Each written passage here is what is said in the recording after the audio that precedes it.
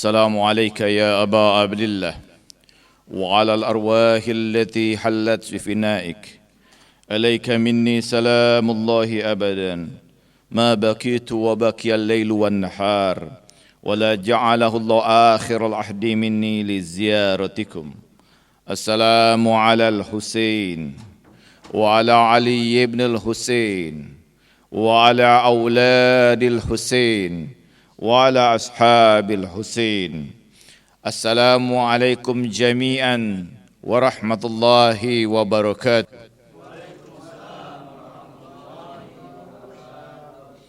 الحمد لله رب العالمين والصلاة والسلام على أشرف الأنبياء والمرسلين سيدنا وحبيبنا وشفيع قلوبنا أبي القاسم محمد. اللهم صل على محمد وآل محمد. اللهم صل على محمد وآل محمد. اللهم صل على محمد وآل محمد وعلى أهل بيت الطيبين الطاهرين لا سيما باقية الله في الأرض أجل الله فرجه الشريف. Ikhwani wa akhwati asatid wa asatizah rahimakumullah. Malam-malam duka cita kita arungi dalam menjelajahi perjalanan sejarah kembali bersama dengan kafilah keluarga suci Rasulullah sallallahu alaihi wasallam yang mengarungi Sahara menuju padang syahadah, menuju padang Karbala, karbun wa bala. Malam ini adalah malam-malam di mana keluarga suci Rasulullah sallallahu alaihi wasallam sudah berada di tempat yang disebut dengan Nainawa, sebut juga dengan Karbala, tempat duka dan bencana. Peristiwa yang sangat tragis terjadi pada tahun 51 Hijrah, di mana keluarga suci Rasulullah sallallahu alaihi wasallam yang tersisa dengan kekejaman yang betul-betul dalam kebiadaban yang tidak pernah terbayangkan, bahwa mereka yang menyaksikan, mengetahui dan betul-betul menyadari bahwa yang ada di hadapannya adalah salah satu bagian dari diri Rasulullah sallallahu alaihi wasallam, Rasul yang diutus oleh Allah Subhanahu wa taala untuk menyelamatkan umat manusia, mengeluarkan dari kegelapan menuju cahaya. Ini adalah keluarga nubuwah, keluarga yang disebutkan di dalam Al-Quran sebagai bagian dari ashabul qissa, sebagai bagian dari ayat at-tadhir yang Allah sucikan mereka dari beragam kotoran, dari beragam kesalahan, dari beragam dosa. Kita tahu bahwa mereka dibesarkan dalam rumah nubuah, tempat wahyu di mana Allah turunkan melalui malaikat Jibril, dan di situ Rasulullah sallallahu alaihi wasallam menerima risalah ilahiyah, menyampaikan kepada umatnya. Mereka adalah orang-orang yang paling dijaga oleh Rasulullah sallallahu alaihi wasallam, karena pada hakikatnya ketika Allah berfirman qu anfusakum wa ahlikum nara, maka sesungguhnya Rasulullah pastilah menjaga dirinya, keluarganya dari ancaman api neraka Allah Subhanahu wa taala. Mereka yang selalu disebutkan oleh Rasulullah sallallahu alaihi wasallam sebagai bagian dari dirinya. Mereka yang merupakan belahan jiwa Rasulullah sallallahu alaihi wasallam di padang Sahara yang tandus, di padang Karbala. Bagaimana kemudian darah suci dari sulbi Nabi itu mengaliri tempat tersebut. Peristiwa yang baru saja terjadi setelah wafatnya Rasulullah sallallahu alaihi wasallam. Inilah yang disebutkan oleh Al-Ghazali dalam kitabnya Ghalabal Hawalihu Biriyasah, menanglah hawa nafsu karena kecintaan pada kekuasaan. Ketika Rasulullah sallallahu alaihi wasallam mengangkat Al-Imam Ali bin Abi Thalib sebagai wasinya dalam peristiwa setelah Haji Wada, pada peristiwa Al-Ghadir di antara baina Makkah wal Madinah. Di situ Rasulullah mengangkat tangan Imam Ali bin Abi Thalib, dan Al-Ghazali mengabadikan itu dalam kitab Rasail pada bab Tartibul Muluk wal Khilafah. Laqad asfaratul hujja wa juha wa jama'al jamahir alamatani hadza hadis fi khutbatihi yawma 'aidi Ghadir Khum, man kuntu maula fahadha Aliyun maula. Faqala Umar, bahba ya Abul Hasan, laqad asbahta maula wa maula kulli maula. Wa hadha taslimu wa radi wa tahkim, walakin ba'da hada ghalab al-hawari bi riyasa. Al-Ghazali mengatakan bahwa telah menguning hujah itu, telah kumpul permata atas hadis ini dengan kesepakatan keseluruhan, yaitu khutbah Rasulullah pada hari Al-Ghadir, di mana Rasulullah SAW bersabda, barang siapa yang menjadikan aku pemimpinnya, maka Ali adalah pemimpinnya. Dan Umar berkata, wahai bapaknya Hasan, engkau telah menjadi pemimpinku dan pemimpin dari seluruh pemimpin. Ini adalah penerimaan, keridhaan dan penetapan. Tapi setelah ini menanglah hawa nafsu karena kecintaan pada kekuasaan. Kekuasaan karena kecintaan kepada dunia. Sebagaimana kekhawatiran yang paling dikhawatirkan Rasulullah SAW ketika bersabda, ini akhafu an ummati syai'an, hubud dunia wa tulil amal. Aku khawatir dari umatku ini dua hal, kecintaan kepada dunia dan panjangnya angan-angan. Kecintaan pada dunia ini telah mengabaikan kemudian titah Rasulullah SAW untuk menjaga keluarga sucinya, mengikuti wasinya. Bagaimana kekuasaan itu telah meliputi pandangan dan pikiran mereka, yang dengan kekuasaan itu mereka menjadikan Ahlul Bait alaihimussalam sebagai ancaman utama bagi kekuasaan mereka. Mereka tidak sadar bahwa mereka telah menjual dunia mereka untuk menjual akhirat mereka untuk dunia ini. Imam Ali alaihissalam berkata bahwa ahmakun nas man ba'a akhiratuhu lidunya, wa ahmaku minhu man ba'a akhiratuhu lidunya ghairi. Imam Ali mengatakan bahwa manusia yang paling bodoh itu adalah manusia yang menjual akhiratnya untuk kepentingan dunianya. Dan orang yang paling bodoh lagi, kata Imam Ali, adalah menjual akhiratnya demi dunia orang lain. Dan itulah orang-orang yang kemudian menghadang kafilah suci Imam Hussein alaihissalam di padang Karbala. Mereka adalah orang-orang yang menjual akhirat mereka untuk kepentingan dan dunia orang lain. Ini adalah gambaran, dan sekiranya peristiwa itu tidak terjadi, maka kita tidak akan mengenali Islam yang diajarkan oleh Rasulullah SAW. Kita sudah mengenal Islam yang mungkin kemudian sudah dikemas oleh kepentingan kekuasaan, oleh para penguasa-penguasa yang membentuk sejarah. Dan apa yang terjadi pada agama sebelum Islam akan terjadi juga pada Islam. Sebagaimana disyaratkan di dalam Al-Quran ketika Allah Subhanahu wa ta'ala berfirman, yuharifuna kaliman mawadhihi. Mereka kemudian merubah kalimat-kalimat Allah itu dari keadaan aslinya, dari posisinya, dari makna yang sesungguhnya. Al-Quran tinggal bacaan, tapi hakikat Al-Quran itu telah ditinggalkan. Dalam hadis, sengaja kayak saya bawa malam hari ini, kitab Sahih Muslim.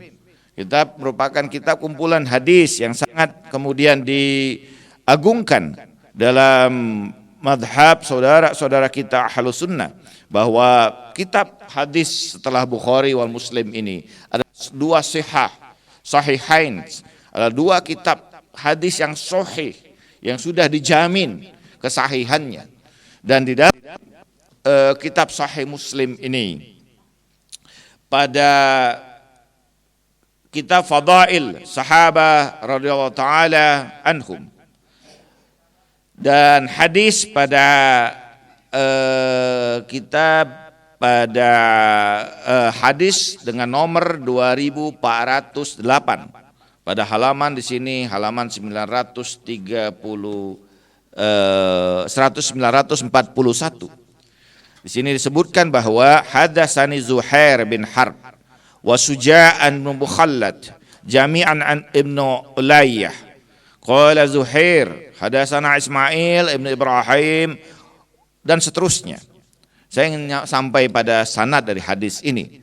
Tsumma qala Rasulullah sallallahu alaihi wasallam, ala ayyuhan nas fa innama ana basharun yushikun ay ya'ti rasulur rabbi fa ujib wa ana tarikum fikum thaqalain awalahuma kitab Allah fihil huda wan nur fakhuzu bi kitabillah wastamsiku bihi fahatha ala kitab Allah wa raghaba fihi, thumma qala wa ahlu baiti udzakirukumullah fi ahli baiti, udzakirukumullah fi ahli baiti, udzakirukumullah fi ahli baiti.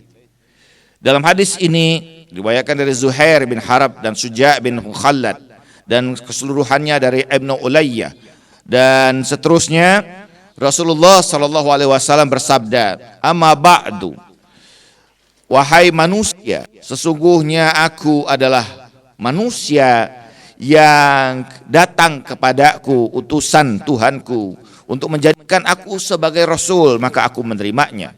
Dan aku tinggalkan bagi kamu dua hal yang berat. Yang pertama, kitab Allah, padanya ada petunjuk dan cahaya. Dan ambillah kitab Allah ini, berpegang teguhlah kalian dengannya. Dan yang kedua, Rasulullah mengatakan ahlul baiti. Ahlul bait, aku ingatkan kalian ya Allah pada ahlul baitku. Aku ingatkan kalian demi Allah kepada ahlul baitku. Aku ingatkan kalian demi Allah kepada ahlul baitku. Ini bagaimana Rasulullah menggambarkan, dan kita kenal hadis ini sebagai hadis yang kemudian menjadi dasar dalam ajaran madhab ahlul bait alaihimussalam, bahwa Rasulullah meninggalkan dua hal yang berat, yaitu kitab Allah Al-Quran dan ahlul bait wa itrati ahlul baiti dalam hadis yang lain. Dan ini hadis ada dalam kitab Sahih Muslim. Sayangnya bahwa hadis ini entah dengan alasan politis atau alasan apapun tidak dipopulerkan. Yang populer kita tahu bahwa kitab Allah wa sunnati, kitab Allah dan sunnahku. Saya tidak ingin memperdebatkan keduanya.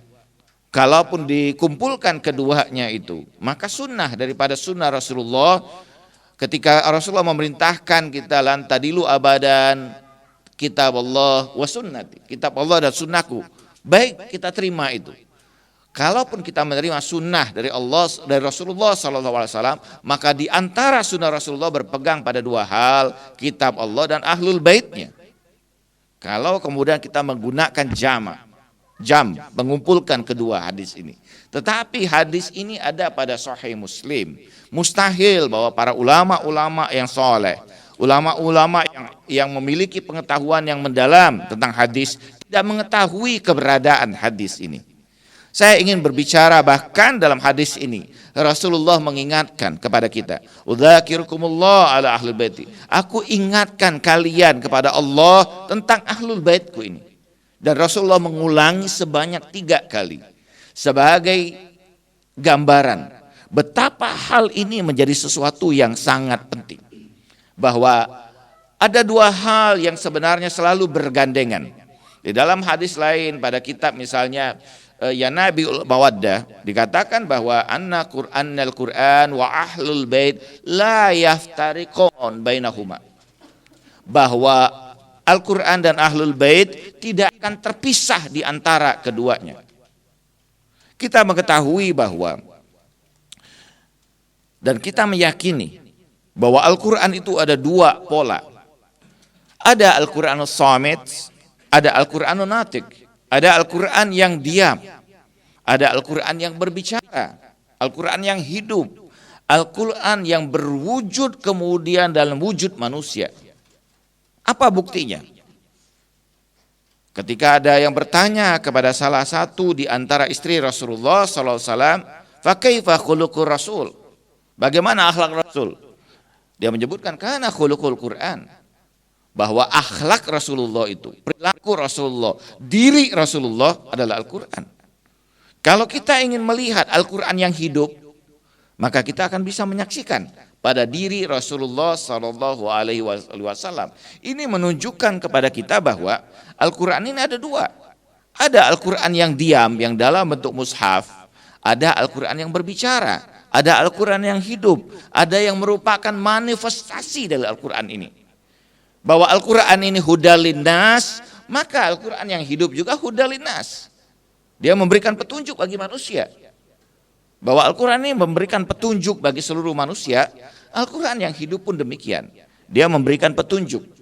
Huda linnasi wa bayyinati minal huda wal furqan, memberikan penjelasan dan pembeda di antara yang hak dan batil. Demikian juga Al-Qur'an yang hidup itu. Rasulullah SAW dan ahlul baitnya adalah gambaran Al-Qur'an yang hidup itu.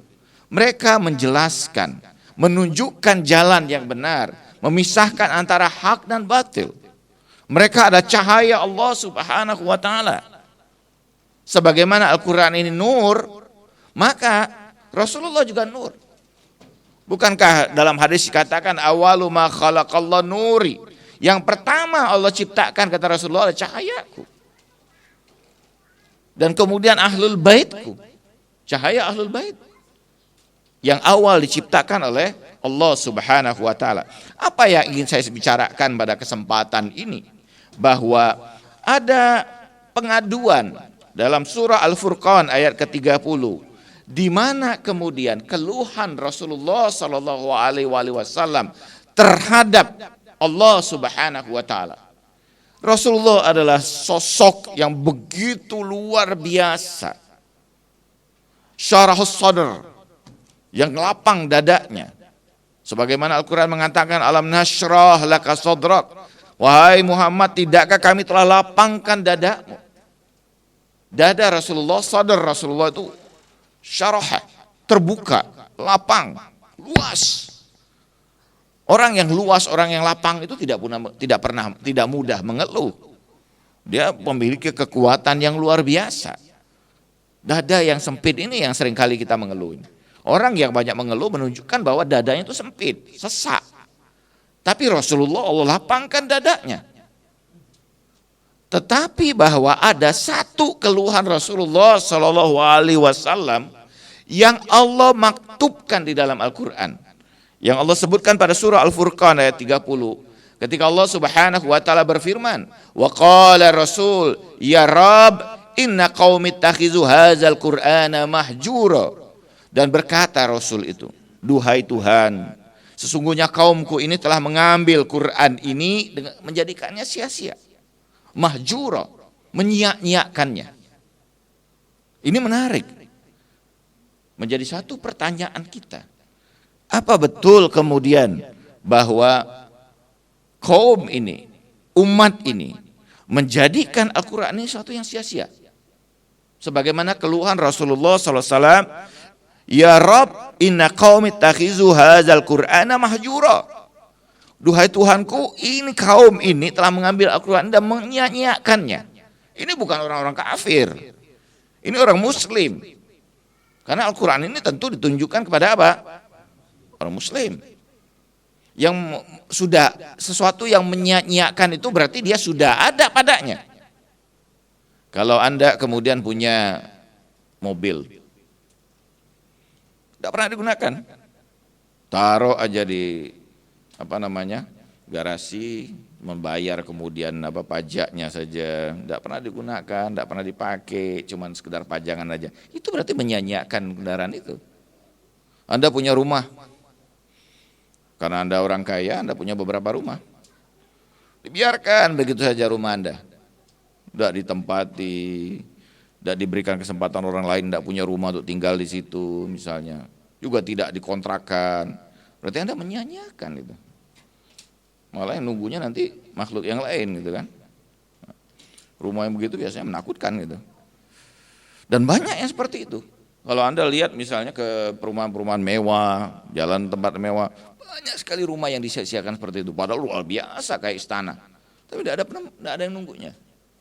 Hanya pembantu rumah tangga yang kadang-kadang juga ketakutan juga nunggu rumah sebesar yang seperti itu kan. Nah, ini berarti menyanyiakan, sudah ada gitu.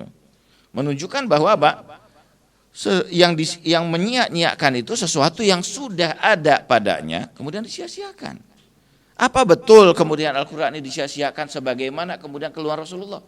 Kita saksikan, semua orang di rumahnya punya Al-Quran.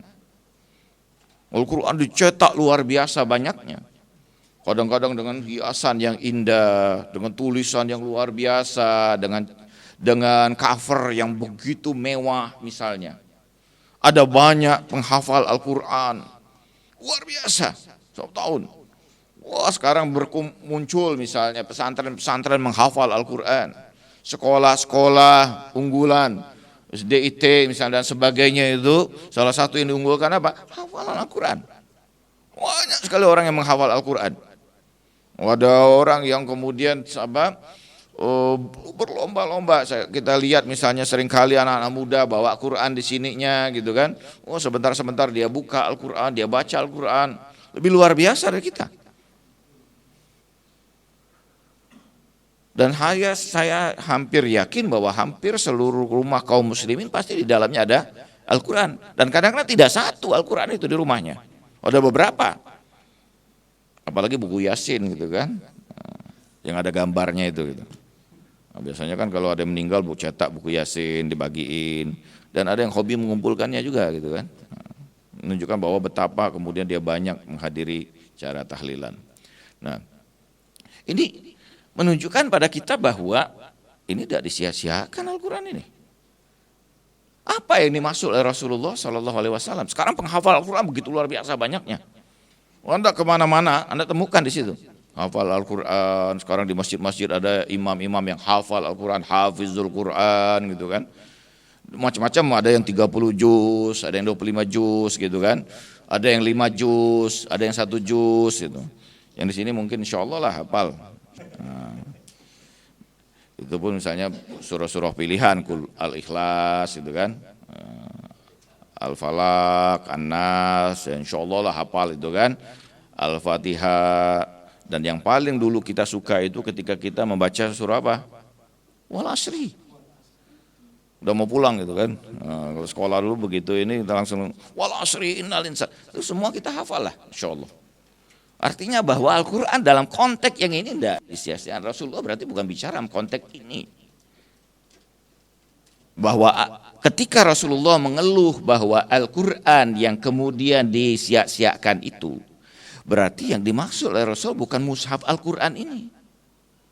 Bukan Al-Quran yang kemudian diam ini. Apa? Al-Quran yang hidup. Ini pasangannya Al-Quran yang tidak akan berpisah dengan Al-Quran yang sesungguhnya itu sampai di telaga Al-Haud. Ini yang disia-siakan oleh umat ini adalah Al-Quran yang hidup ini. Dan begitu Rasulullah wafat, mereka menyanyiakan itu. Siapa mereka? Mereka Ahlul Bait alaihimussalam. Kita saksikan dalam Sahih Bukhari. Dan ini menarik dalam kitab Sahih Bukhari. Pada bab Fardul Khumus. Kewajiban khumus. Ada kewajiban khumus di dalam kitab Sahih Bukhari itu. Di situ ada tentang Sayyidah Fatimah Az-Zahra alaihissalam. Faghadibat Fatimah alaihima. Fanfajarat minhuma hatta asyad ba'da Rasul sitata ashhur. Dan Fatimah marah pada keduanya. Dan bertambah kemarahannya sampai meninggal dunia 6 bulan setelah wafatnya Rasulullah SAW. Itu dalam kitab Bukhari sebutkan. Bahwa bagaimana Sayyidah Fatimah marah pada keduanya.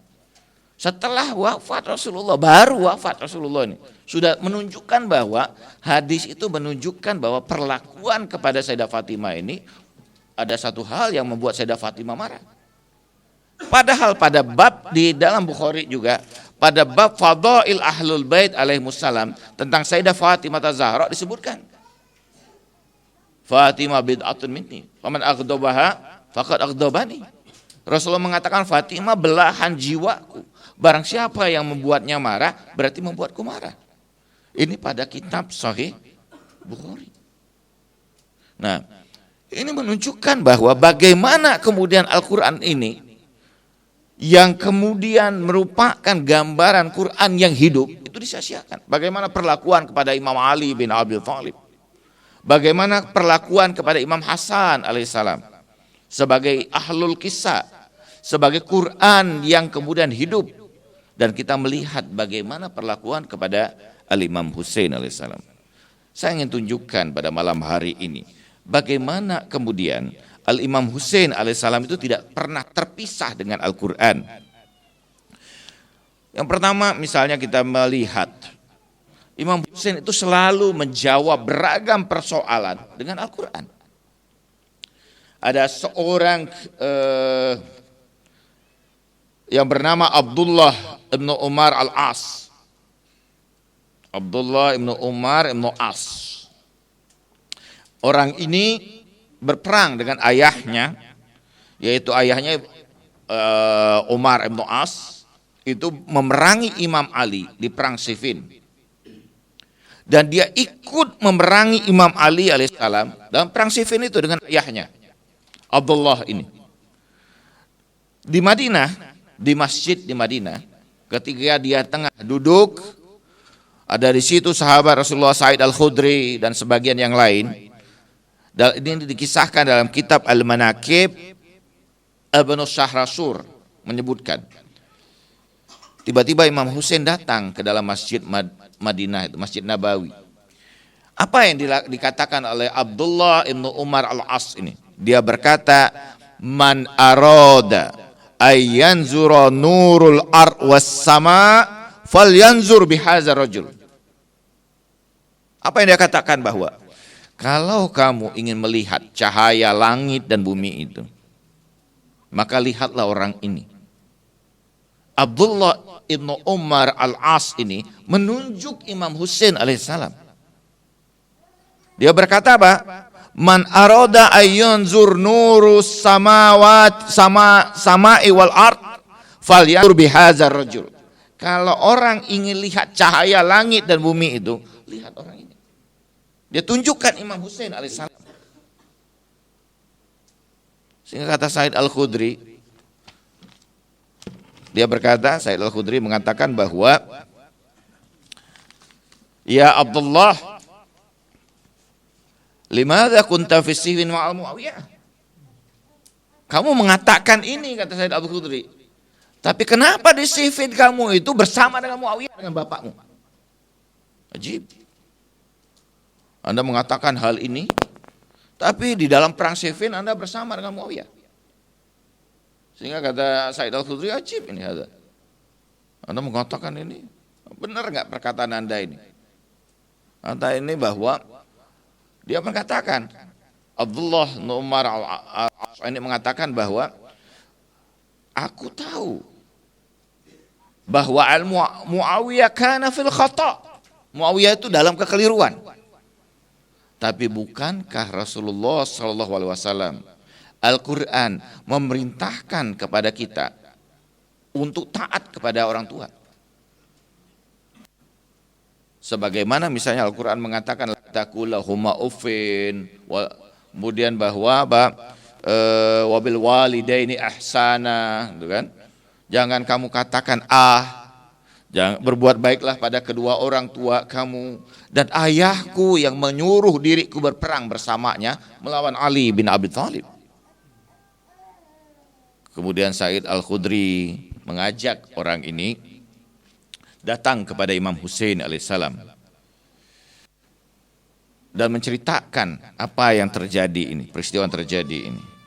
Imam Husain mengutip ayat Al-Quran pada surah Al-Luqman ayat 15, wa jahadaka ala an tusyrik bima laysa laka bihi ilmin fala tuti'huma.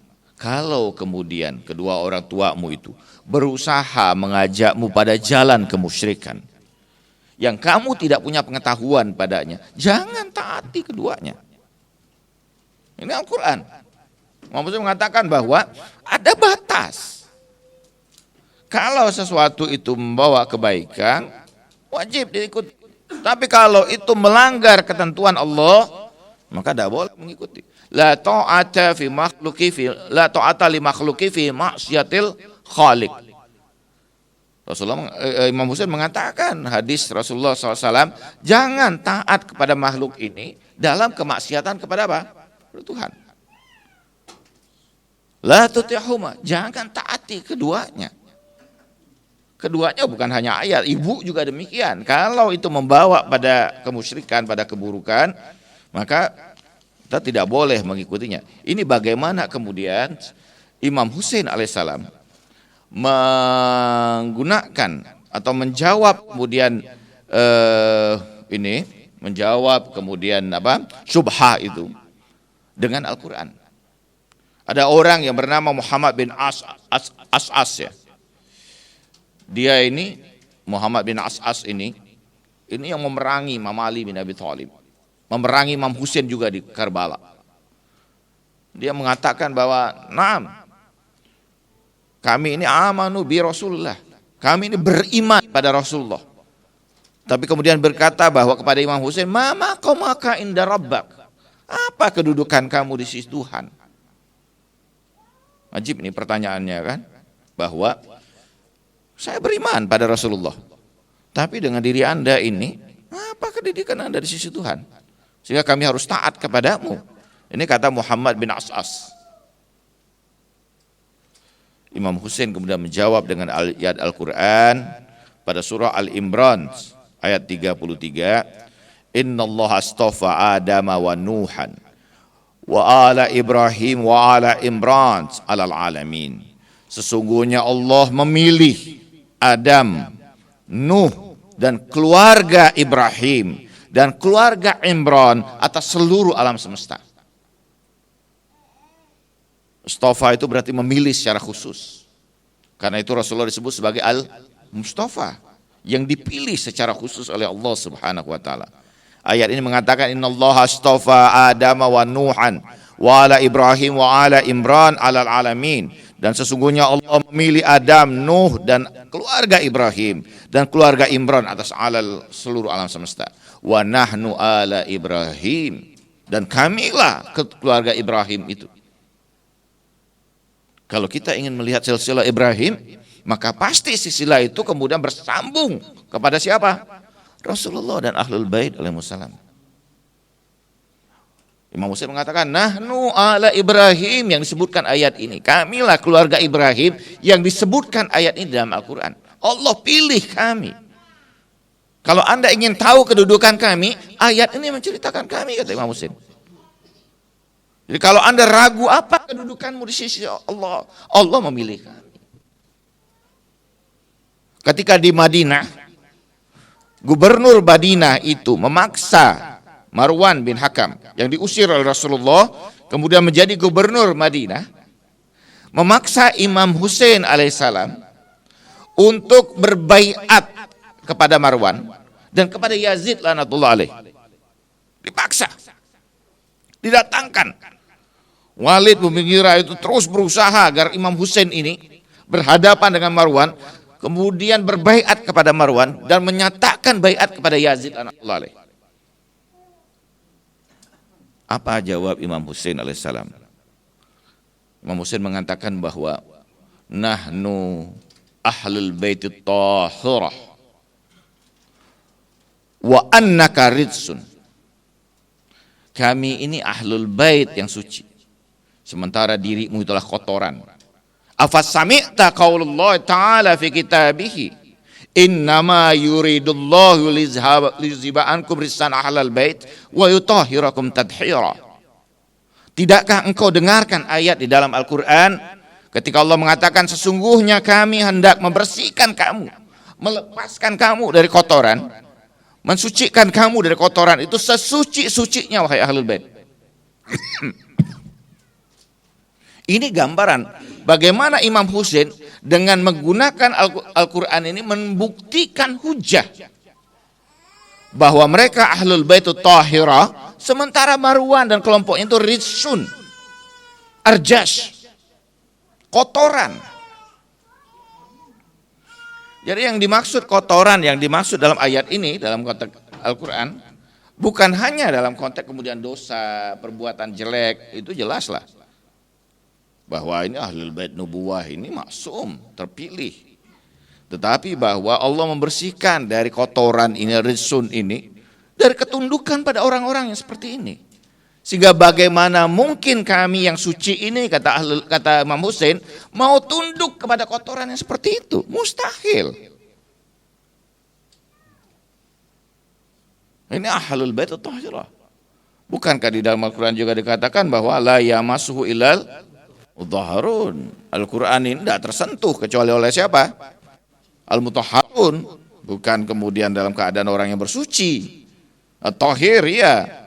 Mutahharun itu orang yang suci atau orang yang telah disucikan. Siapa mereka? Surah Al-Ahzab 33 menjelaskan mereka lah Ahlul Bait alaihimus salam.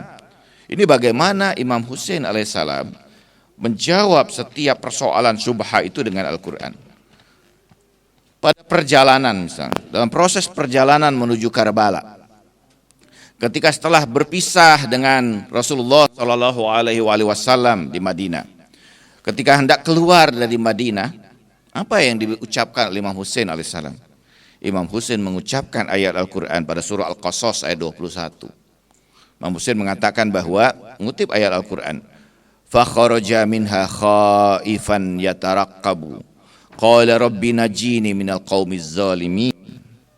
Ini adalah ayat yang diucapkan Nabi Musa alaihissalam ketika keluar dari Mesir, dari kejaran Fir'aun. Nabi Musa alaihissalam mengucapkan kata-kata ini. Dan kata-kata yang sama itu diulangi Imam Husain ketika keluar dari Madinah. Fakharaja minha khaifan yataraqqabu qala rabbi najini minal qaumiz zalimin. Dan keluarlah dia dalam keadaan khawatir secara perlahan-lahan dan berkata, duhai Tuhanku, selamatkan aku dari kaum yang zalim. Imam Husain memulai langkah perjalanannya dengan apa? Dengan Al-Quran. Karena itu ikhwani wa akhwati, di antara nasihat para ulama kita, ketika kita hendak keluar rumah, bacalah ayat Al-Quran. Minimal Anda baca bismillah. Dianjurkan baca ayatul kursi atau yakul. Dianjurkan untuk membaca itu. Dari setiap tindakan kita baca nama Allah di sana. Kita baca ayat Al-Quran.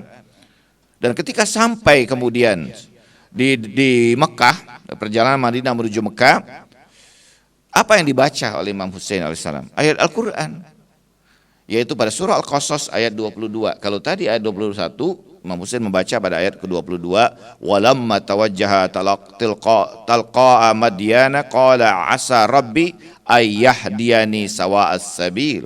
Dan ketika kemudian sampai atau menyaksikan Madian itu, Nabi Musa berada dalam keadaan di mana dia merasa aman di situ. Dia sampai pada tempat yang memberikan keamanan. Dan berkata kemudian, sesungguhnya duhai Tuhanku, hendaklah berikanlah kepadaku petunjuk untuk berada di jalan yang lurus. Imam Husain menjawab kemudian atau membaca ayat Al-Quran ketika dia sampai di kota suci Mekah.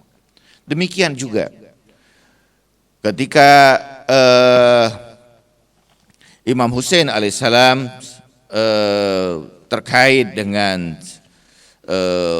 ketika di Karbala, Imam Husain datang ke tenda Imam Ali Zainal Abidin. Dia menyaksikan Imam Ali Zainal Abidin dalam keadaan yang lemah, dalam keadaan sakit. Dan kemudian Imam Ali Zainal Abidin bertanya, ya Aba, ini orang-orang ini seperti apa? Mereka begitu bencinya kepada kita, memusuhi kita, haus akan darah kita. Apa yang telah kita lakukan pada mereka? Kalau kita berpikir sejenak saja, ini dahsyat luar biasa. 20.000 pasukan mengelilingi keluarga suci Rasulullah SAW dan haus akan darah mereka. Tidak ada yang lain diinginkan kecuali kematian keluarga suci Rasulullah SAW. Sehingga Imam Ali Zainal Abidin berkata bahwa apa ini? Apa yang dibaca oleh Imam Husain? Imam Husain membaca ayat Al-Quran pada surah Al-Mujadalah ayat 8. Dia berkata, ya waladi, duhai putraku, istauhaza alaihimus syaitan fa'ansahum zikrallah ulaika hizbus syaitan ala inna hizbus syaitan humul khasirun. Imam Husain mengatakan, wahai putraku, mintalah mereka itu adalah orang yang telah diliputi diri mereka itu oleh syaitan. Sehingga apa? Fa'ansahum zikrullah, sehingga pada diri mereka itu sudah lupa ingatan kepada Allah Subhanahu wa taala. Mereka itu adalah hizbus syaitan, pasukannya syaitan. Tidaklah pasukan syaitan itu kecuali mereka orang-orang yang merugi. Orang ketika sudah kemudian diliputi oleh syaitan, dia bisa melakukan keburukan apa saja yang kita tidak pernah terbayangkan. Kita lihat bagaimana kemudian ada orang yang membunuh pasangannya misalnya, memutilasi orang yang dekat dengan dirinya. Bahkan kemudian beragam keburukan, kejahatan yang luar biasa yang tidak terbayangkan. Kenapa? Karena mereka sudah diliputi oleh syaitan. Orang kalau sudah diliputi oleh syaitan tidak lagi melihat siapa di hadapannya ini. Bagaimana kemudian beberapa waktu yang lalu misalnya ada seorang perempuan membunuh ibunya karena dia pulang dari kantor dan ibunya tidak memasakkan makanan untuk dia. Dia bunuh ibunya. Ini orang istawhaza syaitan. Mereka sudah diliput setan itu. Dalam kitab Talbisul Iblis dikatakan bahwa apa? Kalau seseorang itu sudah dalam liputan syaitan, maka dia itu seperti mainan bola di tangan anak-anak. Dilempar, digelindingkan dan sebagainya. Dan ini yang terjadi pada pasukan yang kemudian Imam Husain mengabarkan, menunjukkan keadaan mereka itu orang-orang yang sudah diliputi oleh setan, orang sudah kesetanan. Kalau seseorang sudah kesetanan, Anda mau ngomong apapun tidak bisa didengar mereka. Telinga mereka itu sudah tertutup, sudah tuli telinga mereka, pendengaran mereka, penglihatan mereka. Dia tidak lagi melihat sebagaimana orang dalam keadaan sadar melihat. Dalam Al-Quran Allah mengingatkan, la takunu kallazina nasallahu fa ansallahu anfusahum. Bahkan jangan jadi orang yang lupa pada Allah sehingga Allah lupakan mereka atas diri mereka sendiri. Dan Imam dalam ayat ini dikatakan bahwa apa? Kalau orang itu sudah diliputi oleh syaitan, fa ansahum zikrullah. Mereka itu lupa kemudian pada ingatan kepada Allah Subhanahu wa taala. Sehingga Allah lupakan mereka atas diri mereka sendiri. Dan ini adalah keadaan yang paling berbahaya. Nah, kalau orang sudah kerasukan setan seperti itu bisa melakukan apa saja. Dan Imam Husain menyebutkan kenapa mereka bisa seperti itu, karena mereka ini sudah kesetanan. Setiap kali kemudian ada yang datang kepada Imam Husain alaihissalam, meminta izin kepada Imam Husain alaihissalam untuk berperang, tanding melawan musuh-musuh Allah Subhanahu wa taala. Imam Husain membaca ayat Al-Qur'an. Minal mu'minina rijalun sadaqu ma ahadullah alaih, faminhum man qada nahba, wa minhum man yantazir, wa ma badalu tabadila. Pada surah Al-Ahzab ayat 23. Setiap yang datang, ada sahabat yang datang pada ketika Muslim bin Aus saja itu berita tentang syahadanya datang kepada Imam Husain membaca ayat ini. Minal mu'minina rijalun sadaqu ma ahadullah alaih, faminhum man qada nahba, wa minhum man yantazir, wa ma badalu tabadila. Pada surah Al-Ahzab ayat 23.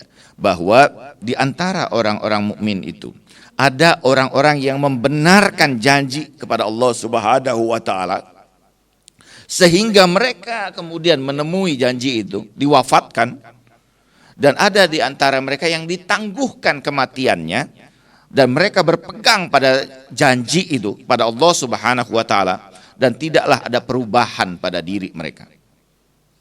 Jadi ada orang-orang yang ketika kemudian para sahabat, para keluarga ini datang kepada Imam Husain memohon izin untuk berperang tanding, untuk maju ke medan laga, Imam Husain mengusap ubun-ubun mereka dan membaca ayat ini. Di antara orang-orang yang beriman itu ada yang membenarkan janji mereka kepada Allah, dan sehingga mereka ada di antara mereka itu yang diwafatkan dan menemui janji-janji mereka, dan ada yang ditangguhkan kewafatan mereka itu dan tidak ada perubahan pada janji Allah. Ini Allah gambarkan, Imam Husain menyebutkan itu. Kecuali kemudian terkait dengan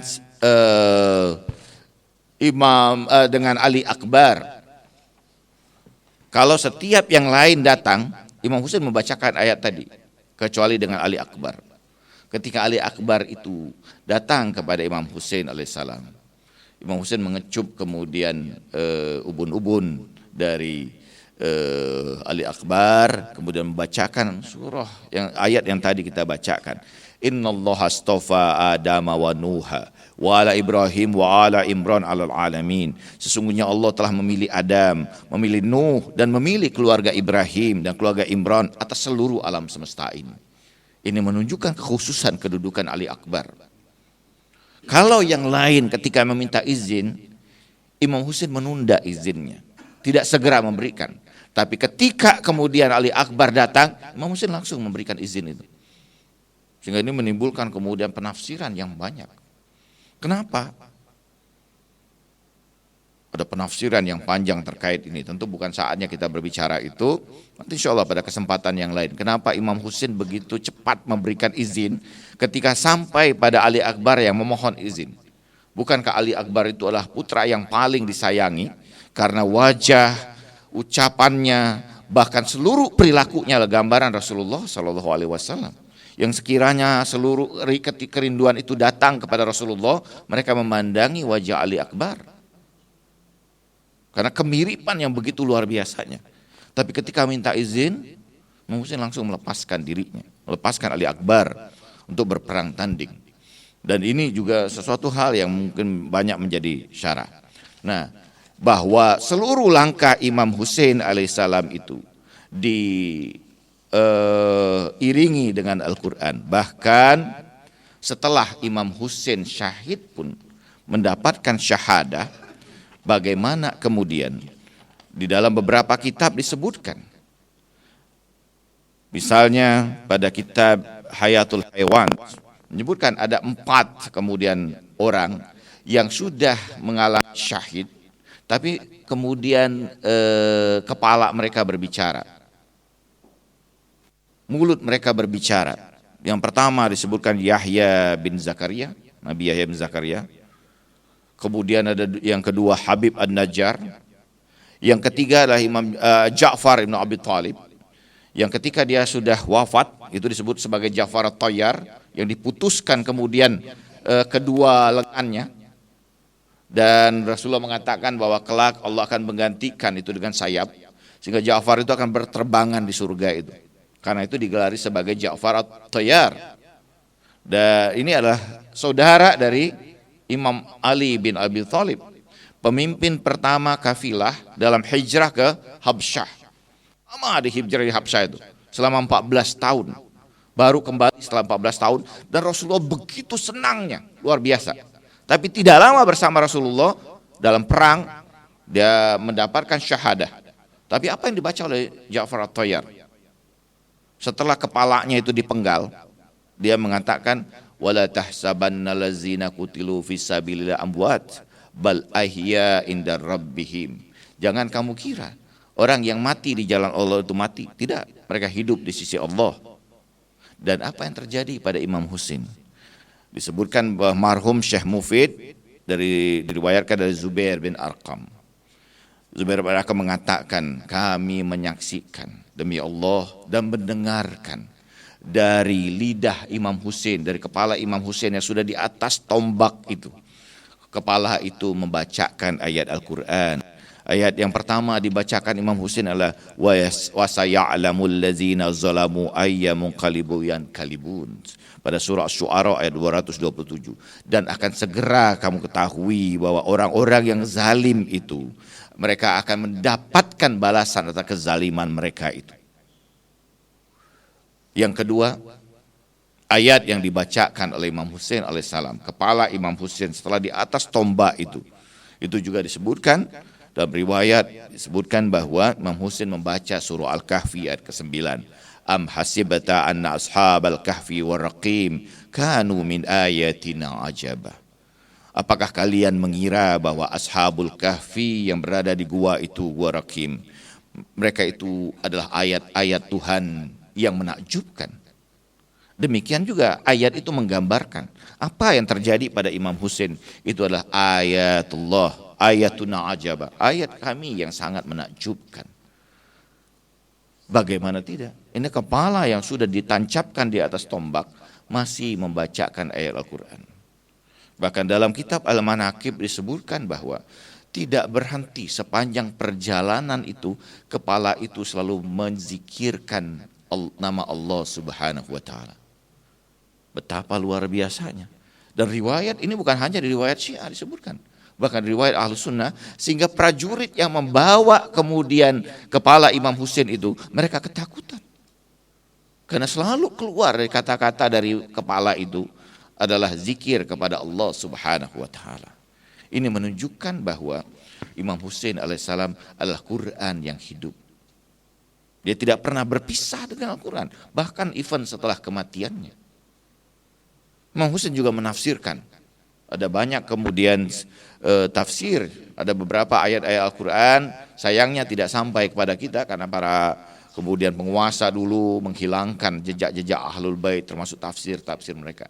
Ada orang yang bertanya pada Imam Husain, fa amma bi ni'mati rabbika fahadis, ma ma'nal ni'mah huna. Ketika ayat Al-Quran, maka hendaklah kamu nikmat itu kamu sampaikan. Apa nikmat yang dimaksudkan itu? Imam Husain mengatakan nikmah wad-din. Nikmat itu adalah agama ini.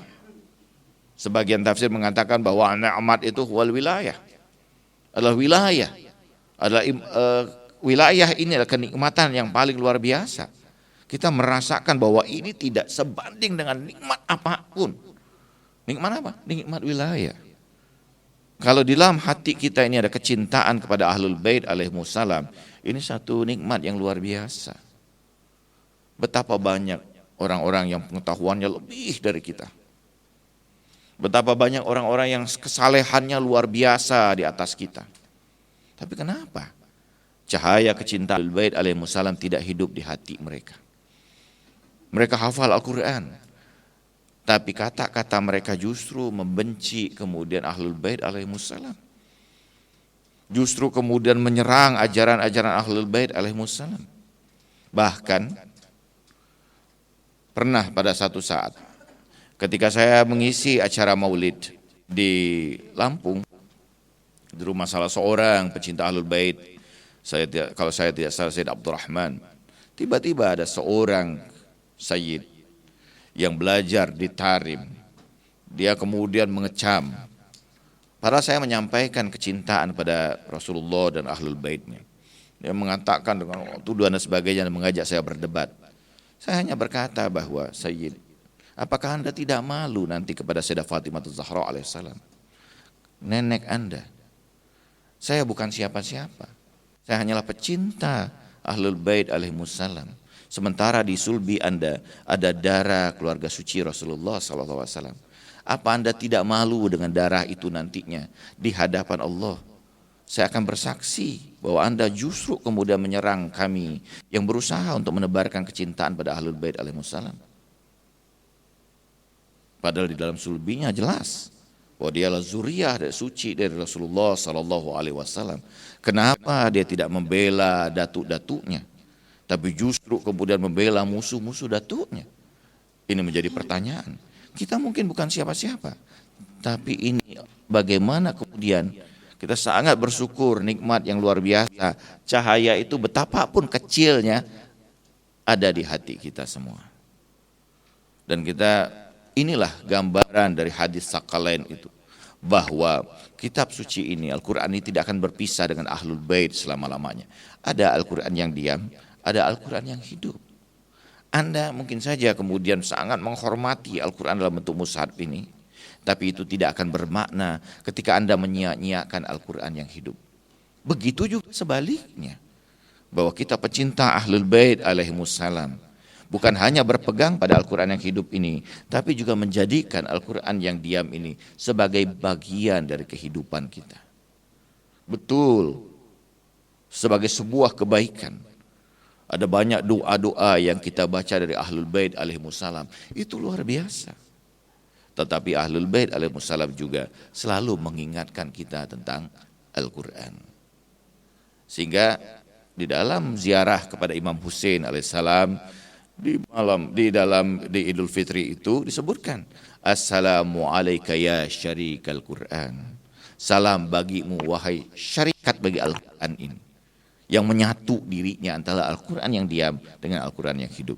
Kalau kita bisa berkata bahwa Imam Husain adalah Al-Quran itu sendiri, membunuh Imam Husain berarti sama dengan membunuh dan menghancurkan Al-Quran itu sendiri. Marilah sejenak kita perjalankan ruh kita, Kita saksikan peristiwa yang terjadi 1400 tahun yang silam. Di padang Sahara yang gersang, di tengah pasukan yang nanar menatap pada keluarga suci Rasulullah sallallahu alaihi wasallam. Kafilah kecil keluarga Rasulullah sallallahu alaihi wasallam berkumpul dalam ketakutan. Anak-anak kecil berteriak haus, haus dalam dahaga yang menyiksa mereka. Mereka biarkan anjing dan babi meminum dari sungai Furat, tapi mereka menghalangi keluarga suci Rasulullah sallallahu alaihi wasallam untuk sejenak meneguk, menghilangkan dahaga dari teriknya panas matahari yang membakar Sahara Karbala. Mereka biarkan perempuan-perempuan kering susu-susu mereka. Mereka biarkan bayi-bayi merintih dalam kehausan yang sangat.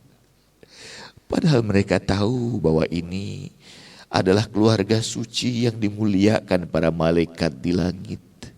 Yang rahmat Allah turunkan demi mereka. Yang cahaya Allah hadir bersama dengan diri mereka.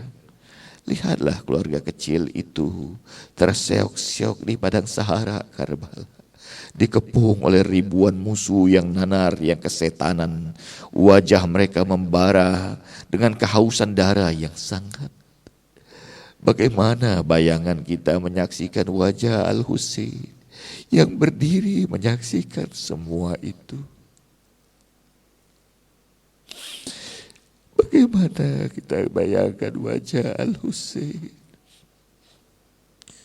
ketika menyaksikan satu persatu sahabatnya gugur bersimbah darah dan berteriakan kalimat Assalamualaikum ya Aba Abdillah.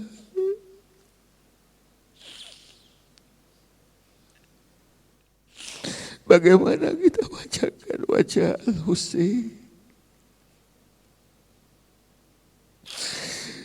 ketika kita saksikan Ali Akbar, wajahnya mirip dengan Rasulullah sallallahu alaihi wasallam,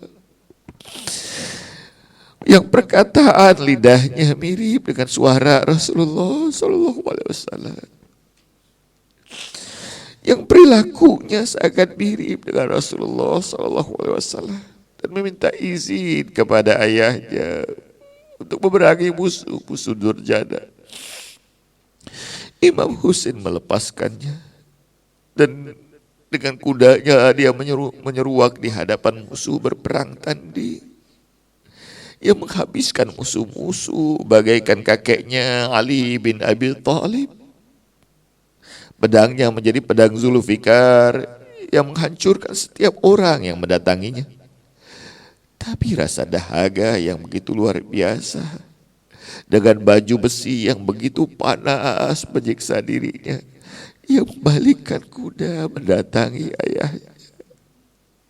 Dia berkata kepada ayahnya, ya Aba, berikan aku sedikit air. Imam Husain berkata, wa Qaisah,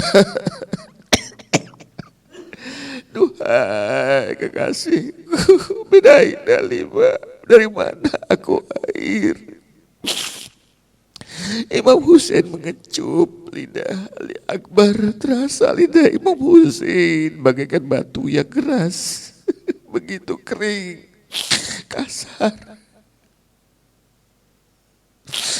Ali Akbar membalikkan kudanya, ia kembali menerjang musuh. Tapi tiba-tiba ia menggelepar. Imam Husain menyaksikan. Ia berlari membalikkan kudanya kepada ayahnya, tapi justru kuda itu membawa dirinya ke hadapan musuh-musuh mencincang-cincangnya. Imam Husain berlari mengejar putranya. Ia peluk putranya Ali Akbar dalam keadaan yang berlumuran darah. Wajah yang mirip Rasulullah itu ditutupi darah. Ali Akbar berkata, ya Abah, Ini datukku Rasulullah datang kepadaku memberikan minum.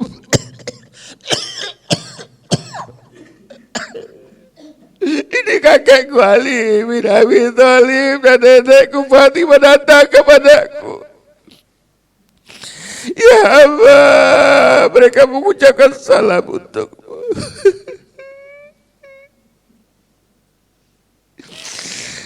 Inna lillahi wa inna ilaihi rajiun. Tidak bisa aku bayangkan wajah Al-Husain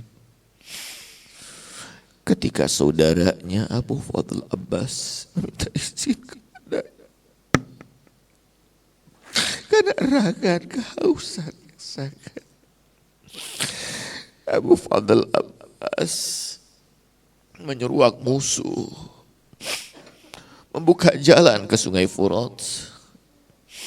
Ya hendak meminum air Sungai Furat, tapi ya teringat anak-anak Fatimah, anak-anak Maulaya Al-Husain dalam keadaan kehausan. Ya isi girbahnya dengan air Sungai Furat. Ya berbalik menunggangi kuda. Tapi panah dari Harmalah bin Abu Khatuf melesat kepadanya. Ia berusaha untuk melawan musuhnya, tapi pedang menebas tangannya. Ia ambil dengan tangan kirinya girbah, ia gigit, dan dengan tangan kirinya ia berusaha untuk melawan musuhnya. Tapi darah yang begitu lemah, darah yang begitu banyak keluar melemahkan tubuhnya. Kudanya kemudian tumbang. Ia berjalan ke kudanya itu, tapi pedang yang lain kemudian menebas tangannya. Ia gigit dan berusaha untuk mendatangi maulanya Al-Husain, sampai tiba-tiba tombak kemudian menancap di tubuhnya. Dia hanya berteriak, "Assalamualaikum ya Aba Abdillah."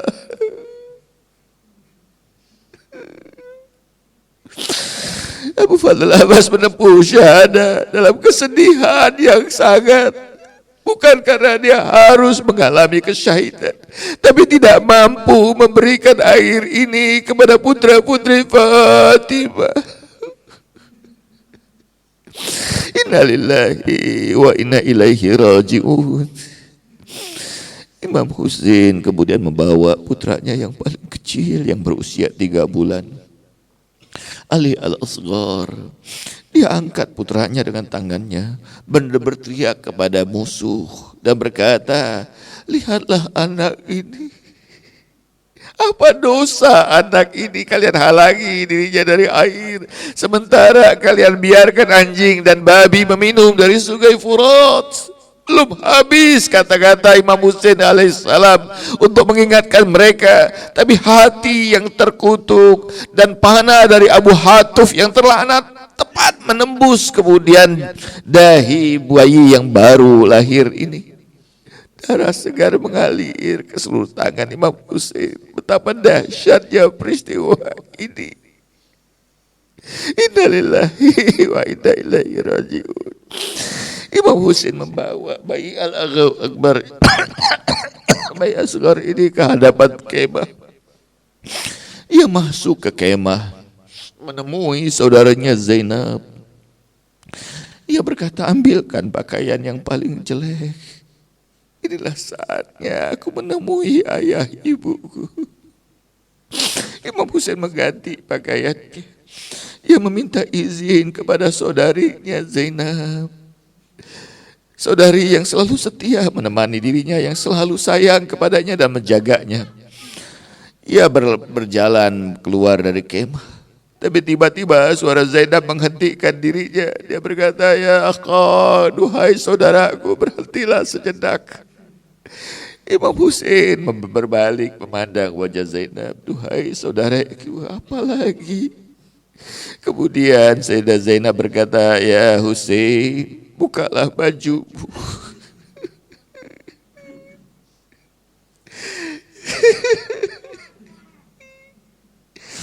Sayyidah Zainab kemudian menciumi dada Al-Husain. Dan kemudian berbalik memandang Madinah dan berkata, ya Ummah, dua ibuku, aku sudah penuhi janjiku kepadamu untuk menciumi dada Al-Husain untukmu.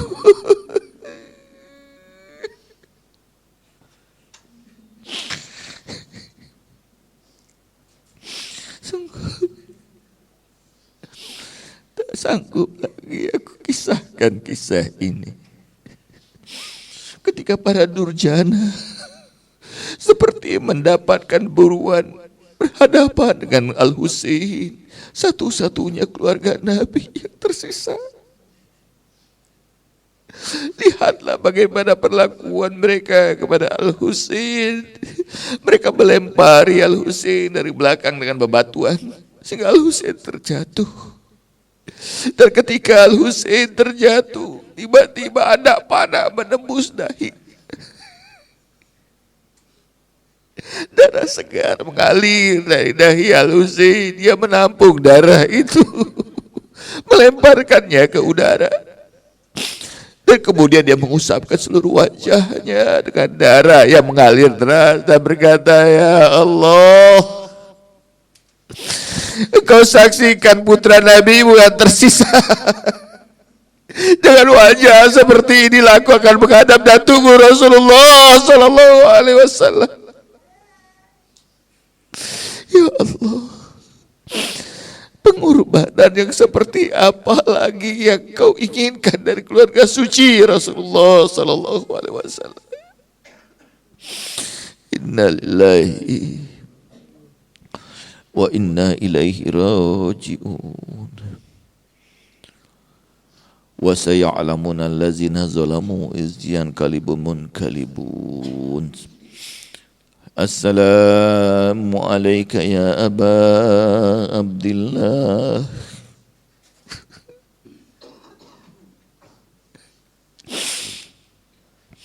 Assalamu alayka ya Aba Abdillah. Wa ala al-arwahi allati حلت بفنائك عليك مني سلام الله أبدا ما بكيت وبكي الليل والنهار ولا جعله الله آخر الأحد مني لزيارتكم. السلام على الحسين وعلى علي بن الحسين وعلى أولاد الحسين وعلى أصحاب الحسين. السلام على الحسين وعلى علي بن الحسين وعلى أولاد الحسين وعلى أصحاب الحسين. Sekali lagi. السلام على الحسين وعلى علي بن الحسين وعلى أولاد الحسين وعلى أصحاب الحسين.